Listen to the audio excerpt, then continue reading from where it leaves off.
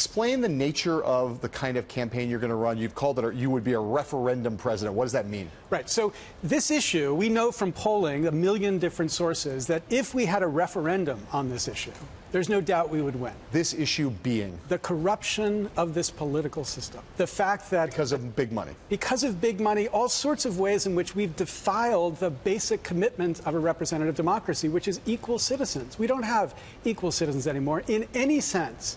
We are not a representative democracy. So that idea is an idea which, if confronted, the American people would say, hell no. I want to change that back. So if we had a referendum on that, we would win. But we don't have a referendum power at the federal level. We have it in some states, but not at the federal level. So I thought, why don't we have a referendum president, somebody who says, I am the referendum. It's not me, it's the idea. It's what we would do. And if I'm elected, I would do everything I could to pass that law, and once it's passed, I would step down and my vice president would become president. So it's kind of two for the price of one president candidate. So that makes the choice of your running mate rather important. How early will you announce that, that selection? So I have people I would love to see as a running mate, but I think the decision's got to be made at the time of the convention based on who can make it certain that this ticket could win. So people, who I think have been articulating the values of the Democratic Party in a really clear and consistent way have been inspiring the base of the Democratic Party. So Bernie has clearly done that.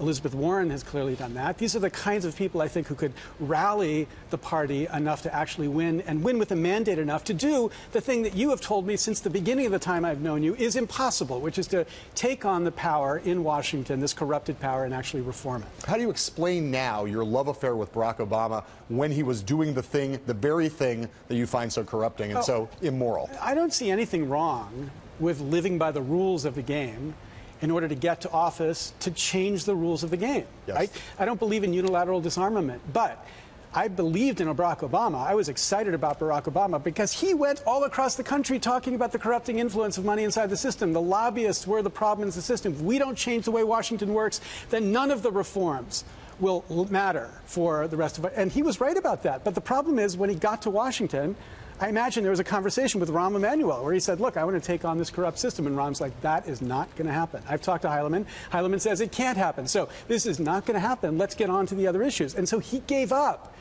the mandate, the moral mandate I think he had that would have been extraordinarily powerful to try to bring about this change. So and that was a big mistake. So if a candidate like Barack Obama ran while collecting a vast amount of money to play within the existing system and promising then to change the system and then doing nothing to change the system, if that candidate, who you invested so much hope in, turned out to be untrustworthy on this issue, why is any candidate ever going to be trustworthy on this issue, including you? Well, because Barack Obama and any other candidate can get elected and then, after having a number of important successes, define his administration in terms of the successes. And I think Obama, in the terms of turning the administration into the best it could possibly be, has been a brilliant president from that standpoint.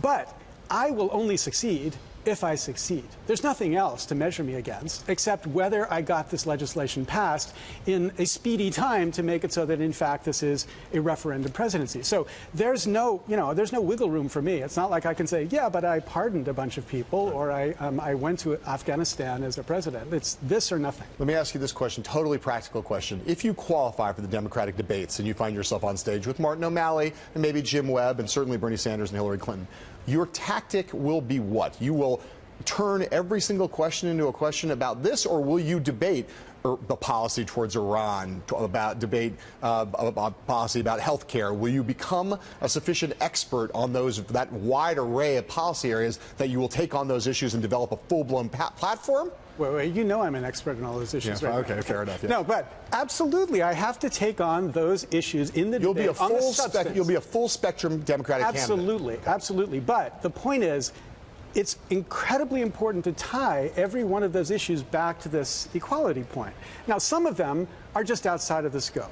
And, you've got to acknowledge it, and I've got to be able to talk about it on the merits and recognize that people are electing people on the basis of what they expect are going to happen in the context of an emergency, and that's totally appropriate. That's exactly the right kind of question. But, if I were the referendum president, I would be a kind of trustee for two different interests. One, I'd be a trustee for the people to say, we're going to get this bill passed, and as soon as I get this passed, I step down. Second, I'd be a trustee for the vice president, because the vice president is the one who's going to become president, and that person then has, some job. I have some job to make sure that the administration reflects his or her judgment about the way things ought to be. But I am, in the end, the president. I am the person who needs to make the judgments and make the calls, and that's what I would have to do on the debate stage as well. All right, that's my very last question for you.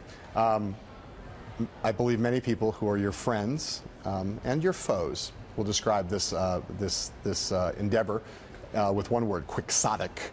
Do you reject that label or embrace it? I don't think this will be Quixotic, but I would say, even if it were Quixotic, even if it were 1 out of a million chance, if you believe this is the most important moral issue of the time, and the only price I pay is, people make fun of me and maybe personal bankruptcy. But okay, those two prices, the only price I pay is that in order to have a chance at moving the needle on the most important moral issue of the day, absolutely. I'm happy to embrace whatever chance it takes. Now, I actually think that people are so frustrated that this is not Quixotic, that in fact people will rally in a way they've rallied in other contexts. But if they don't, and it turns out to be just moving the needle and getting this issue up into the center of the debates, that's enough for me.